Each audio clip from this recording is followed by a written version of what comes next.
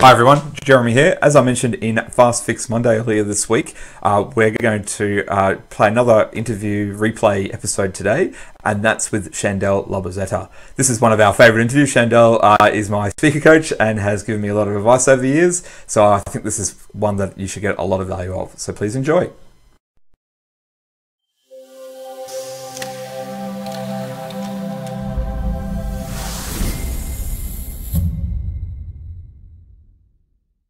Welcome to Business Legal Lifecycle TV, the live TV show all about the legal aspects of your business to help educate you on complex legal terms in an easy to understand manner, to help understand why you need to do certain things in your business from a legal point of view, and to help you develop a plan for the future.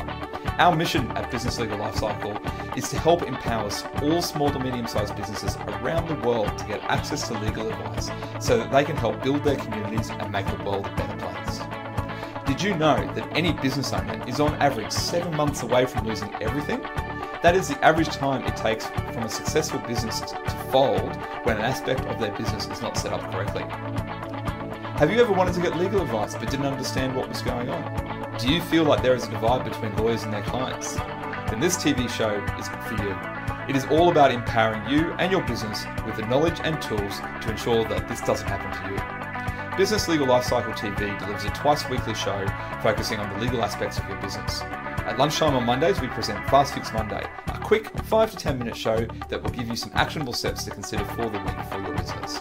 And at lunchtime on Wednesdays, we present our in-depth show of between 30 minutes and an hour, where we go through complicated legal aspects of your business in a simple to understand, plain English manner. And whether that is through educational pieces or interviews with experts in their fields.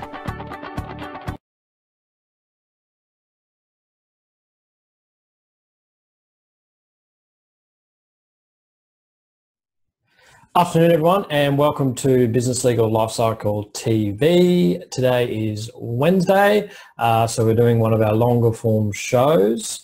I am Craig Mason, and I have with me one of the other founders of Business Legal Lifecycle, Jeremy Stratton. So hello, Jeremy. Hi everyone, hope you're having a great day. Excellent. So as I said, today is one of our interview episodes. We have the great pleasure of having with us today the owner of Life Puzzle.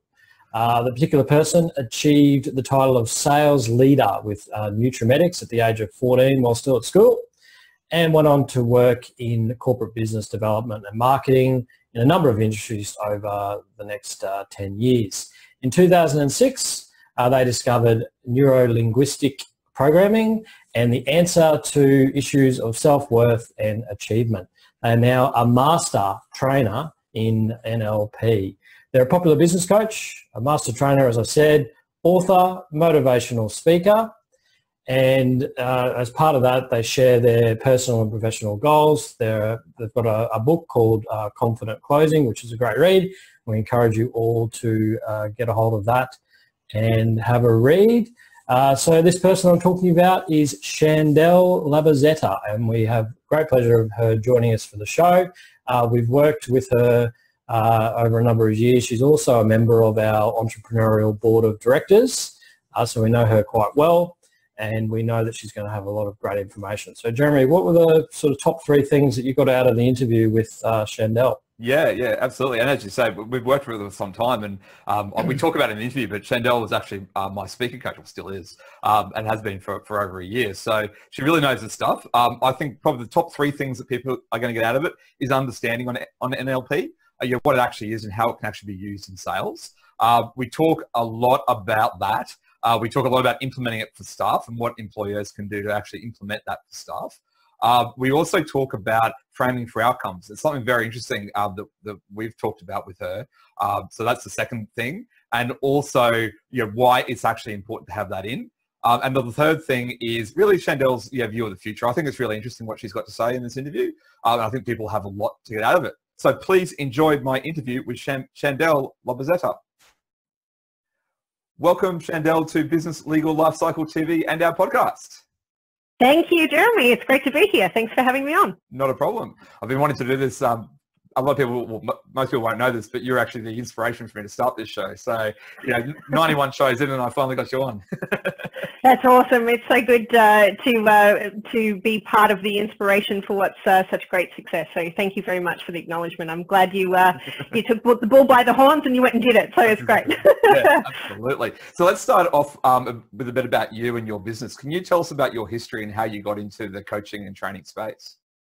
Yeah, so it's a bit of a long story, but I'll kind of keep the Cliff Notes version for you. So as you know, Jeremy, my background and history is in sales and marketing business development, and I had pretty successful career in sales in corporate. And so like a lot of business owners and a lot of people who work in high pressure jobs, I was a type A personality with a perfectionist mentality, and if the mark of a good job was here and above average was here, then Chandell would set her expectations right up here, and I'd fall short of ridiculous expectations and beat myself up for becoming a failure. And so despite the fact that I had some success and I was on a six-figure salary by my early 20s, and I was a finalist in Miss World Australia 2003, lots of great things that people looked and said, what a great life you have. And I just had this underlying feeling all the time that none of those things actually made me happy. And so it was an interesting journey with mental health, and I ended up in a pretty dark place, ended up actually quitting my job and kind of, I guess, wondering, what was left to keep living for after working 12, 14-hour days. That had become a big purpose and a big part of my life. So without any of that present, I kind of fell into a deeper hole and became quite suicidal. And so during that time, my mum actually had a hairdressing salon. She was a hairdresser, and as a breast cancer survivor, she was finding that the physical work of owning a salon and doing hairdressing was a little tough for her. And she was very interested in people and always very good at counselling as such. Everybody's hairdresser's their counsellor, and she was looking for a way to be able to transition her career into something that was going to be a little bit more holistic, a little bit more people-focused. And so I ended up in Sydney at a hypnosis introduction weekend with my mum, and mostly under the guise of her wanting to take me with her because she was a bit afraid to leave me on my own at that time. Okay.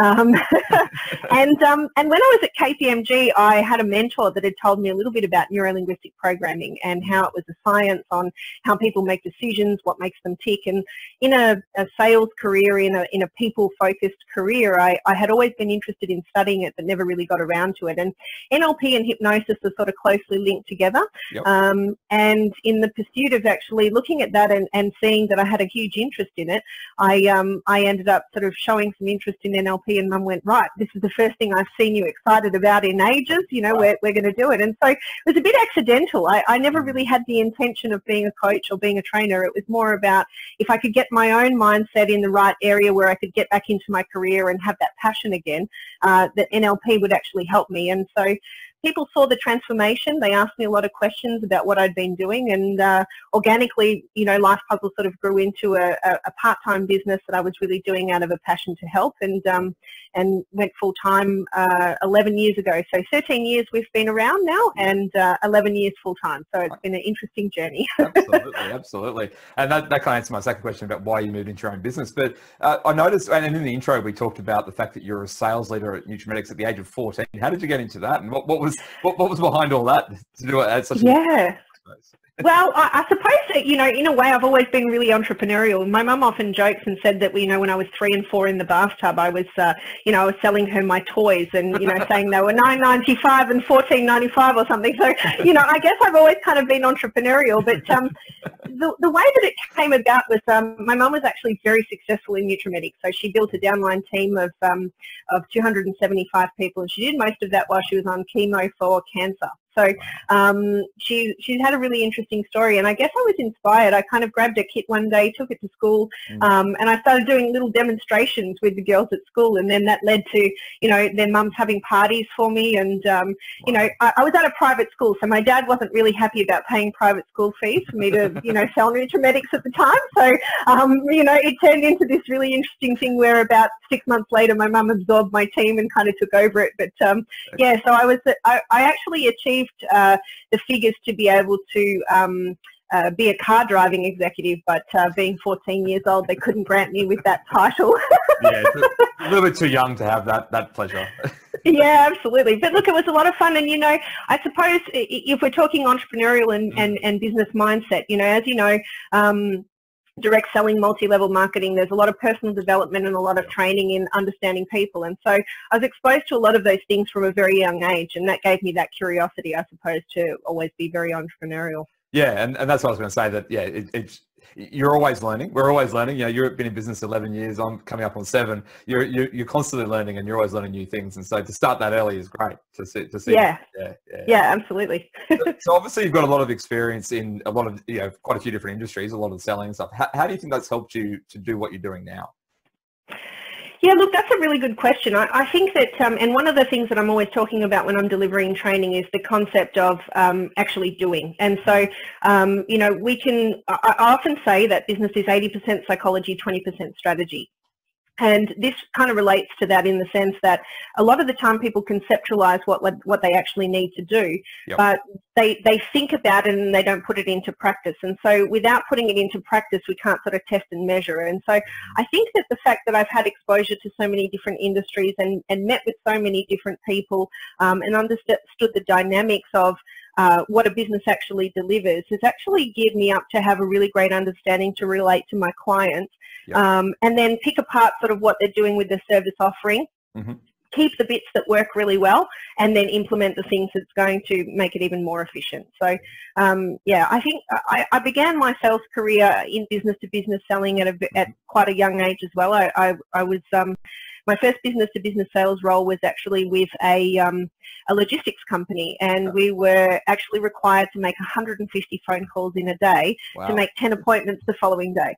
And we had certain targets that we had to meet each week in terms of KPIs and criteria. And I think that while it was difficult at the time to start off, a professional sales career in that kind of rhythm actually gave me a great foundation that everything after that seemed extremely easy to be able to pick apart and have a methodology behind it. Yep. So, I think that doing, I think lots of people that are listening have probably heard that equation where we say B times do equals have.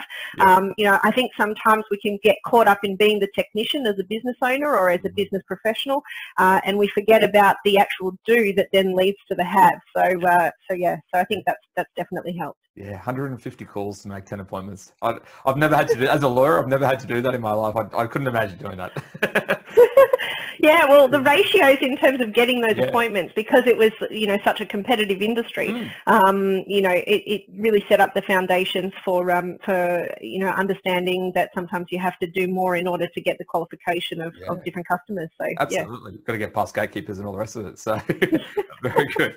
All right, so that's about you and your history. I wanted to talk a little bit about neuro-linguistic programming, which is where you and I first met. Doing speaker training a year ago, we worked out before that we've been working together. So can you explain what NLP is for that? Because a lot of people won't know what that is. So can you explain that first? What is it? Yeah, absolutely. Look, so there's lots of different schools of thought on how to describe NLP. And I think probably the simplest explanation to actually share with you, excuse me, the simplest explanation to share with you around what NLP is that neuro-linguistic programming is the language that we use in order to determine our behaviour. So it deals with utilising the unconscious mind as well as the conscious mind, or what some people call the subconscious mind.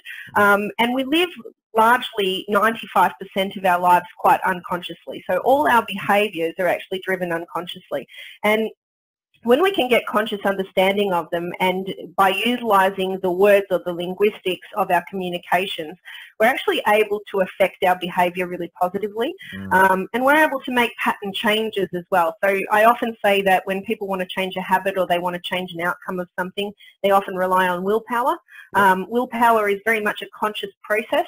And so sometimes when we don't have strong willpower, the willpower will always be trumped by emotions and different feelings that we have towards things. So something that's really big and talked about a lot at the moment in corporate business as well as in small business is the concept of an imposter syndrome. Yes. And so, for example, an imposter syndrome is something that is inspired from an unconscious level. It's a certain feeling that inspires that from underneath, as opposed to someone can rationalize until the cows come home about the experience they have and why they're not an imposter.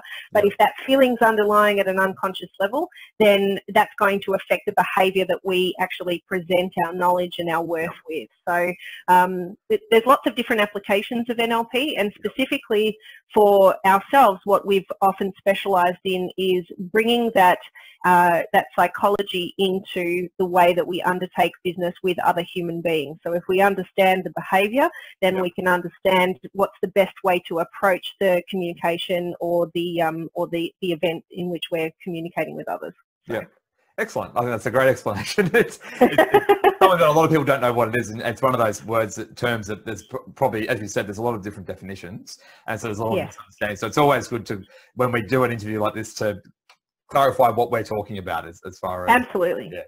So one of the where I wanted to take this interview was in sales training and that with employees and a team. Can you tell us why NLP is important for sales training?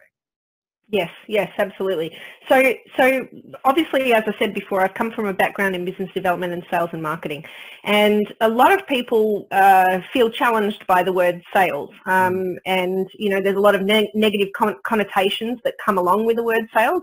People start getting these ideas of manipulation. They start getting ideas of I need to ask for money and I'm uncomfortable about that, or and there's a lot of unconscious stuff that happens when people are selling a service or a product. And that is actually coming from the individual that's actually doing the selling. There's a lot of beliefs and things that go behind that. And so where NLP is extremely useful is that we're able to utilize the language that we use, the methodologies and the systems. And one of my favorite things to say about NLP is that when we're talking neuro-linguistic programming, we're actually talking about process. So we're interested in how people do things, not necessarily why they do them. And so from that perspective, when people are actually doing sales, I don't actually believe that sales is a great way to say it. To me, sales is the art of influence. And so when we're having a conversation, whether it's regarding money or not regarding money, then the intention of the conversation, even if you're just sharing ideas, in a management or a strategy meeting or something like that, the key thing is how powerful are you, or how influential are you in being able to share your ideas with volition and validity. And I think that the sales conversations actually follow a similar flow. So if we look at that in the context of NLP, it's actually being able to understand what are the unconscious behaviours that we do that actually influence the sale, both positive and negatively. So I'll give you a very simple contextual example about that.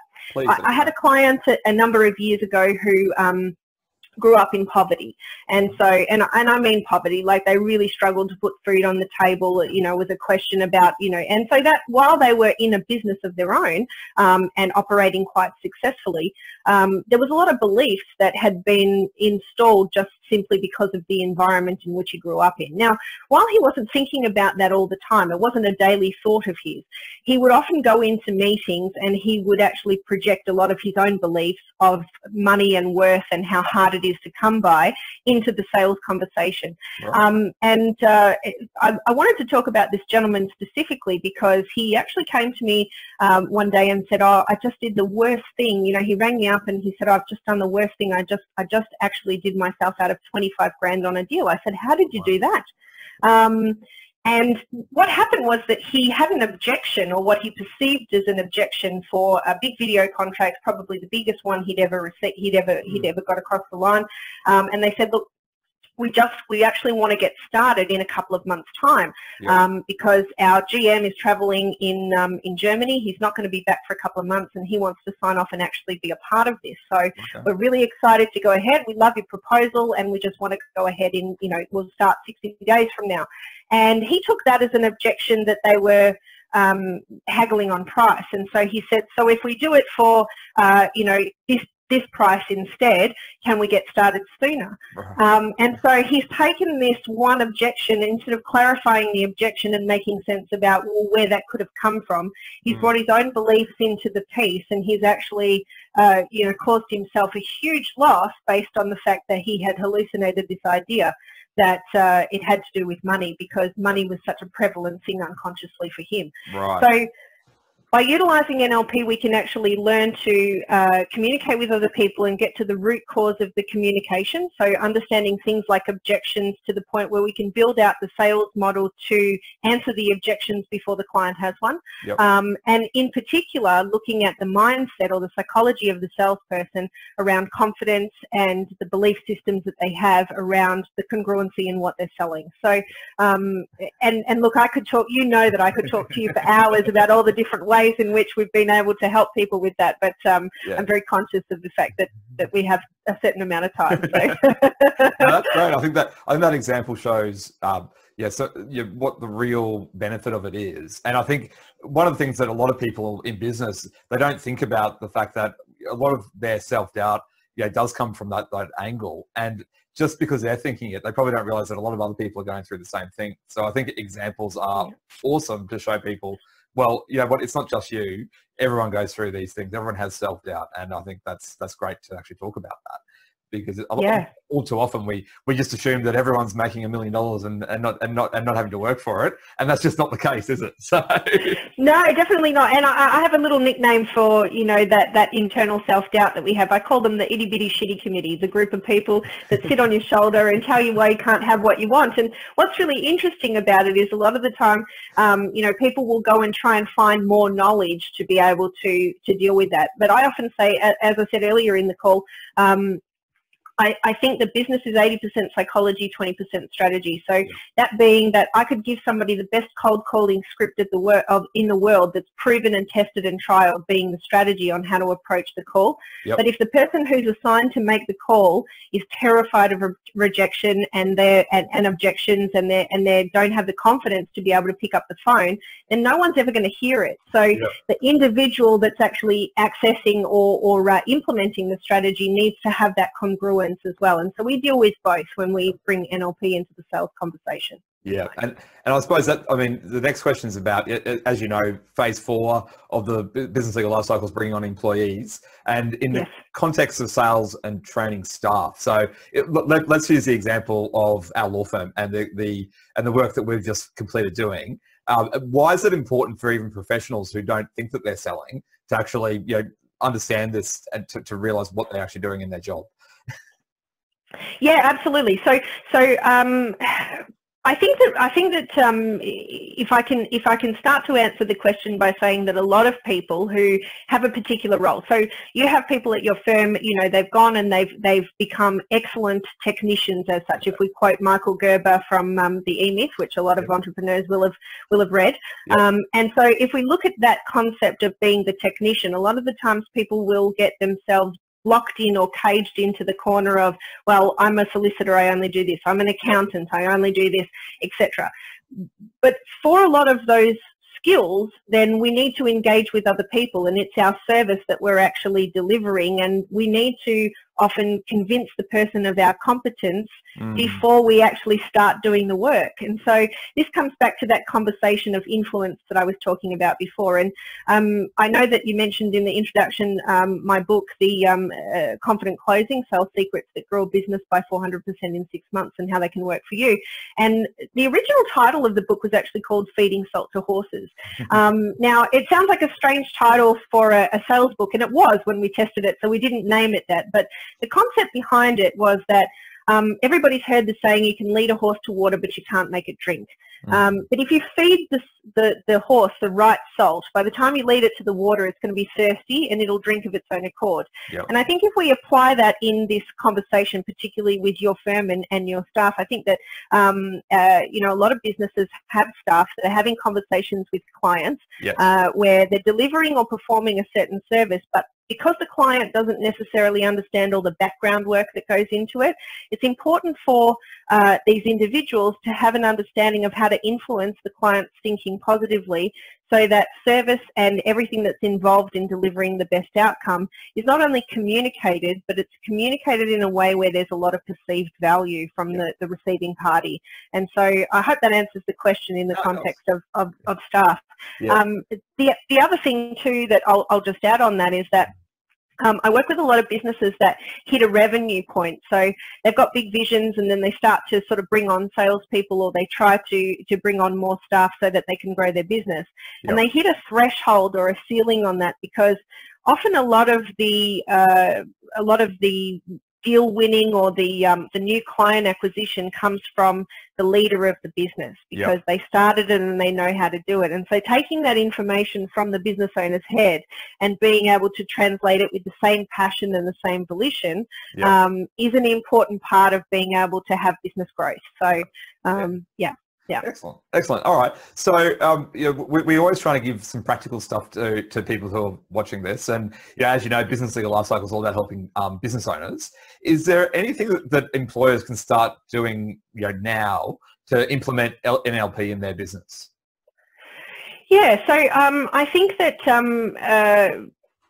the best thing, it's a big question. It's a very big question. So if I just consider that for a moment, absolutely. I think the biggest thing that I can give to take away for the people that are watching right now is something that that they can implement right now, is to remember that everybody has a different way of interpreting the world around them. So because of the way that we have these filters, so we have a thing called the NLP model of communication, which is how we get the information that's coming from the external world, how we process it, and then how we spit out our behavior as a result of what we're interpreting. And I think sometimes what can happen is we can because of the unconscious mind, one of the prime directives of your unconscious mind is that it will always choose the path of least resistance, and it takes things personally. So in any given communication, when we interact with somebody else, there's a bias that says that the other person thinks the same way as us, and so that's where breakdowns in communication happen,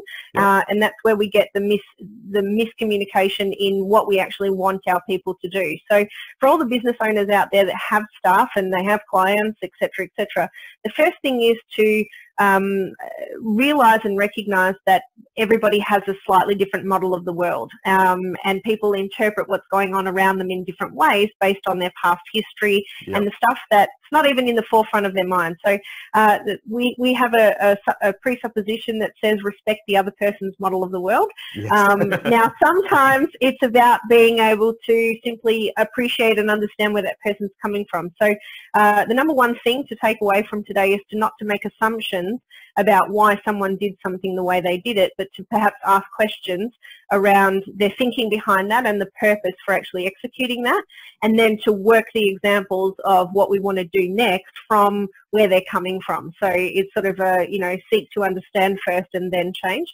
And by having that realization that perhaps maybe even though that person doesn't see it from the same point of view as you, doesn't necessarily mean that there isn't a bridge to get from where they're at to where you're wanting them to be through the linguistics and the way that you actually demonstrate and explain that. So I think that's probably one of the most important things, without going into anything that's too complicated.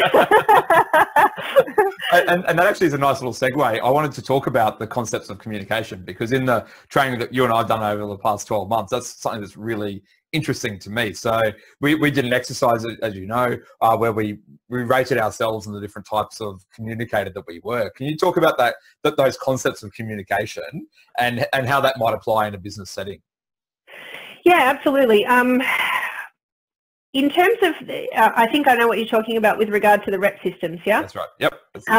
So without, sort of teaching that here right now, I suppose the best way to be able to say it is that we have preferences in the way that we like to receive information, and everybody's a little bit different.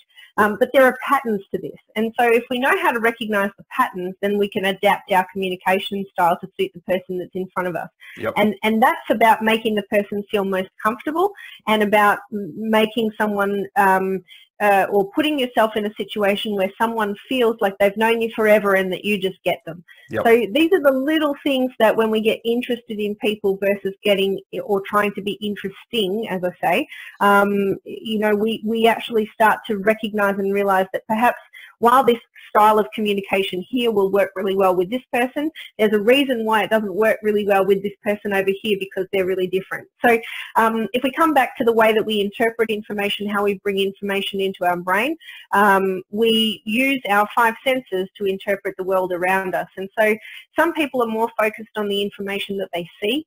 Yep. Some people are more focused on the information that they hear about, or someone else telling them about what's good about what you do.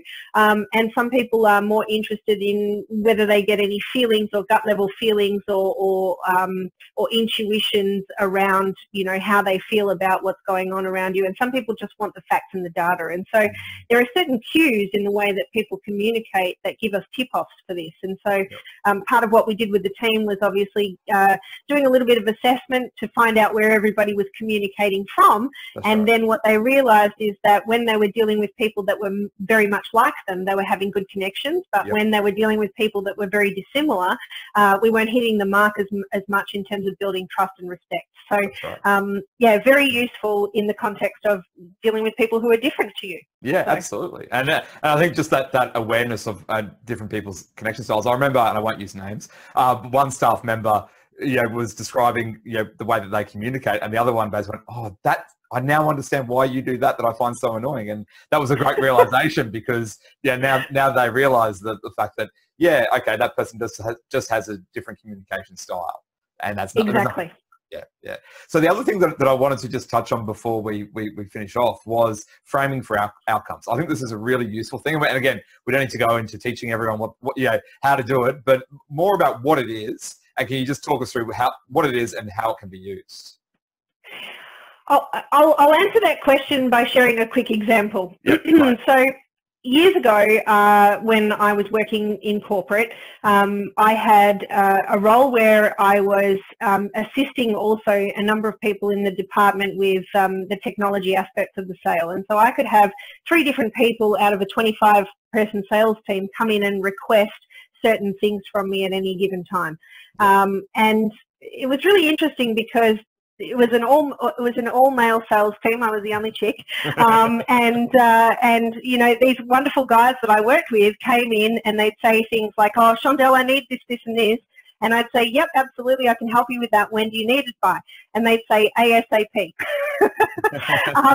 And so, you know, I'd start working on the first day ASAP, and then, you know, the second ASAP came in to me and said, "Well, how are we going with that thing?" And it's like, "Well, I'm just working on this right now, but I told you I needed it ASAP." And so I think there's a lot of breakdowns in communication where we think that we're asking very congruently for something, but, you know, what's in our head is not necessarily always getting communicated effectively in the way that the people we're talking to can understand it. Yep. And so what I realized that day when that actually happened was I said to Ken, I said, "Well, what does ASAP mean?" And he goes, "Oh, well, I need it this morning." And I said, "Okay, no problem." And then I, you know, out of curiosity, I went back to the other guy and I said, "So you said ASAP. If I get it to you by tomorrow morning, is that going to be okay?" And he goes, "Oh yeah, I meant by the end of the week, you know." and so what I realized is that people have different ways of interpreting, and this is why neuro-linguistic programming is so important, because even though we have definitions of words in the dictionary, the way we give meaning to the words actually changes from person to person based on our life experiences. That's right. And so when we talk framing for outcomes, it's a methodology that I developed for strengthening inter-team communication, as well as communication with stakeholders and potential clients and prospects and that sort of thing, based on the idea that we're actually bringing it to incorporate a lot of the different styles of learning, and it provides outcomes and deadlines and specific instructions so that everybody's on the same page and those miscommunications are reduced significantly. So, Yep. Okay. yeah. And I think that's very important, and it's funny that we're talking about that, because last week show it was an interview I did with Natasha Hawker, who you know well as well, Yes. and we were talking about, and I asked what was the one thing that was the biggest problem in business, and she said communication, and and so that just time and time again, communication comes up as a thing that just people aren't doing enough of, and that causes problems in business and in people's relationships in general. Absolutely. Yeah. Absolutely. And look, I don't mind sharing with you that, part of my bigger mission behind this is that I think sometimes when people are unfulfilled in their careers, or, if they've got money troubles, or, they don't know how to be influential and share their ideas, and they've got all those hang-ups and things like that, that leads to a lot of doubts within self, and a lot of doubts within self over long periods of time generally leads to, mental health problems and things like that. And so, I see the bigger mission of this is that if we can share with as many people as we can great techniques for communication, sharing ideas and being more empowered, that basically, people are going to go home happier to their families, they're going to interact with the people that they love, in a much more efficient way. So that's the bigger mission sort of behind, all the communication training and sales training. I'm well on board on that, as you know. I think that's brilliant. So excellent. So let's move into the topic of the future. I like to talk about with my guests over, there's a lot of disruption. It's a buzzword. Everyone hears about it. I was at a budget breakfast last week, and they were talking about disruption and all the rest of it. Obviously, there is a lot of disruption, but what do you see as the biggest challenges to businesses in, say, the next 5 years? Look, I think that in the context of sales, Jeremy, you mean in the context of this field? I think that that technology is a wonderful tool that we have for making life easier, more efficient, all those sorts of things. And I think that also it's played a huge role in perhaps what can be seen as some negative ways as well, in the sense that the connection that people have between each other and the opportunity to build relationship is becoming fewer and fewer.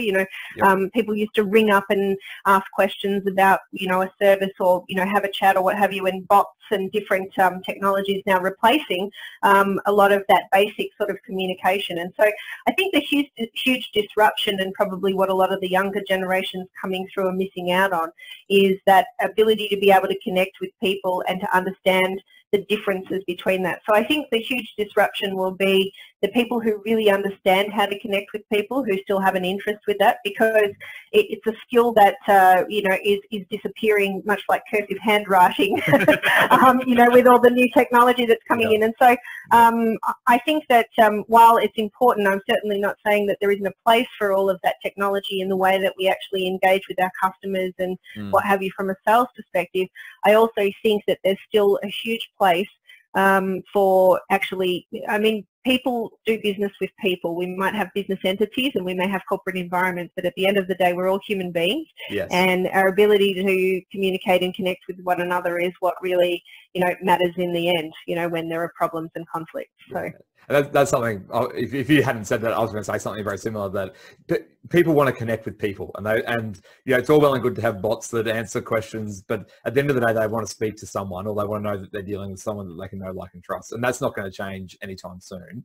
And the technology won't be there for a very long time. So that's not going to, and people, even when it does, people probably still want to deal with people because we're all human beings.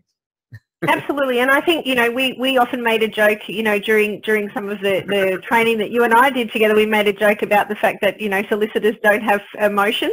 Well, specifically there, but you specifically, sorry, yes, I'll take that back. It was too much of a generalisation, but we made some jokes about emotions and how where people aren't necessarily connected with that. And I think at the end of the day, as one of the human needs or the basic needs, people want to feel that they're understood. Yep. Whether they're calling up for legal advice, or whether they're calling up to, get some advice on their figures with their accountant, or even when they're going to see their hairdresser or their beauty therapist, they want to feel that, their needs and where they're coming from is understood. And that comes from interpersonal skills and being able to engage with people. So I think that's where, the people who understand that moving forward will be the ones that stand out from all the disruption as far as the technology is concerned. Oh, that's a great point. So you talked about before about where your mission, where you're going with your business. So what's next on the horizon for you? Yeah, look, I think that the need to actually share more of this and to actually have these skills available to people in business, whether they consider themselves in a sales role or not. And so we're doing a lot of programs where we're actually taking a lot of the skills online with pre-study programs and things like that. So, you know, we're embracing the technology ourselves, and, you know, we're making it easier for people to be able to engage and get access with that. And so I'm actually in the process of writing my second book, which is dealing more with a strategic sales focus and understanding the power of being able to address objections prior to the client realizing what they are. And so just more of the same. And, you know, there's nothing more satisfying for us when we have people that have had personal transformation simply because they've unlocked the how of why they do things. And so when they know the how, then they can make changes to that system fairly easily, and that can make a huge impact.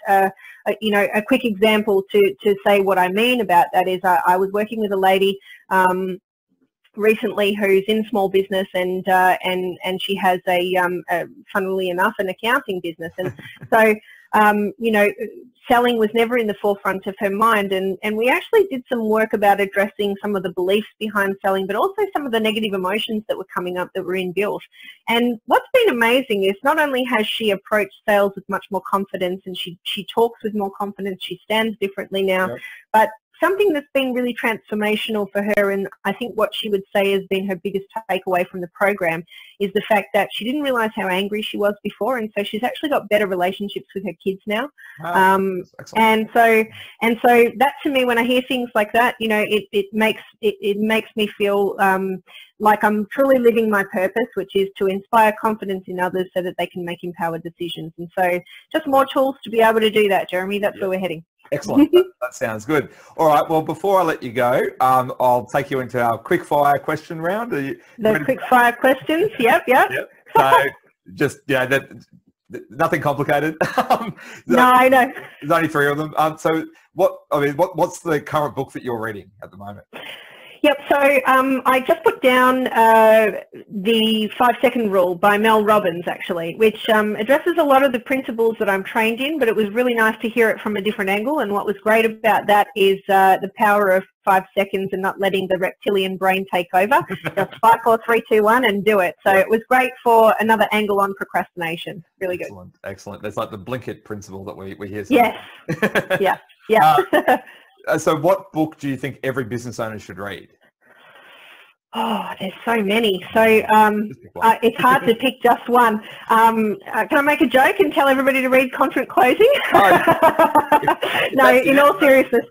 No, in all seriousness, I do recommend that you read my book. I'm quite proud of it. It's an easy to apply principle. But I think I think if we look at your business, Jeremy, and the actual business legal life cycle, it really depends in what sense or what area of their business they're in as to what's the best book for them. So, you know, at the entry points, I think that Michael Gerber's The E-Myth is something that everybody should understand from the beginning. Yep.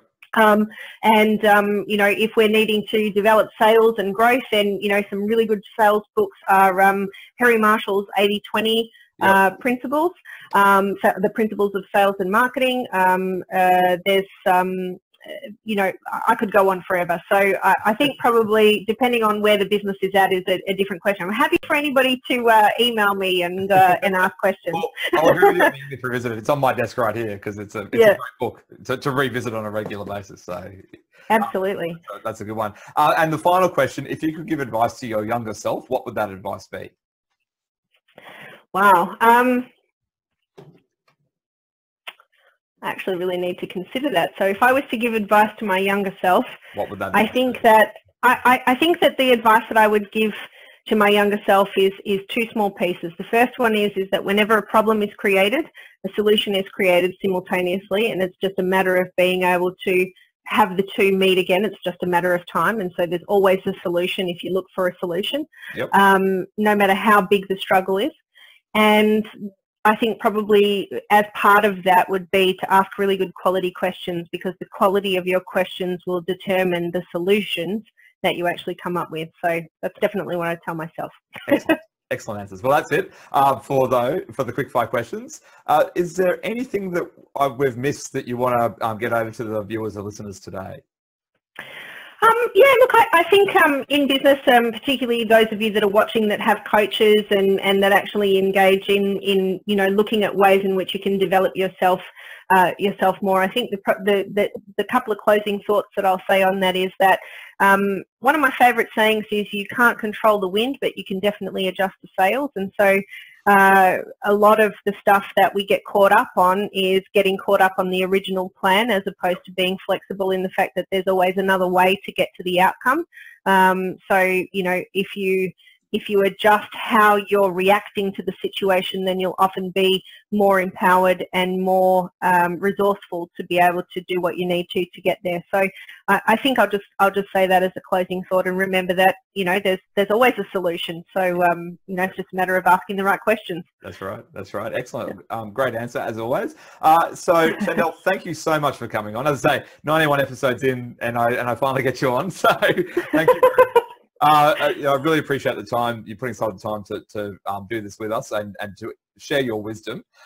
If people want to reach you, where can they go to reach you to discuss anything further?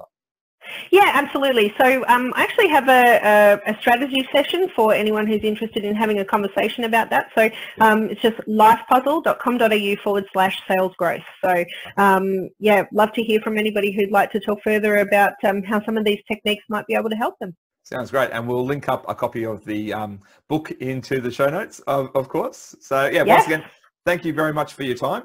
I was going like that and show my book. Business Legal Lifecycle. So, no, it's been a real pleasure being on, and, obviously love a lot of the stuff that you and your team are doing, and it's a real pleasure to be asked to join you. So thanks for that. No worries. Thanks very much. Bye. Thank you. Bye. Thanks, everyone. I hope you enjoyed that interview with Chandell. Chandell is a very interesting lady. She's got a very good history and she's been around and knows her stuff very well. So the top 3 things that I hope you got out of that interview were that an NLP, neuro-linguistic programming, and what that actually means and how it can be used in sales training, framing for outcomes, how that can actually be used and what that is and how to use that in business. And also Chandell's view on the future. I think you'll agree that it's very interesting what she's got to say about where things are going, and also a lot about where she sees sales going into the future. So Craig, if you want to finish off, I think that was a really good interview. Yeah, absolutely. It was definitely a great interview, and we thank our interviewees for their time in the past shows and in the future. So everyone, remember to like our page on Facebook or wherever else you might be receiving this content. There will be show notes which we will share on the Business Legal Lifecycle website, which is businesslegallifecycle.com.au, and the relevant show is number 91, so /0991 to get the show notes. So that's it for this show. We'll be back again on Monday for Fast Fix Monday, and hopefully you can join us then. See you later. See ya.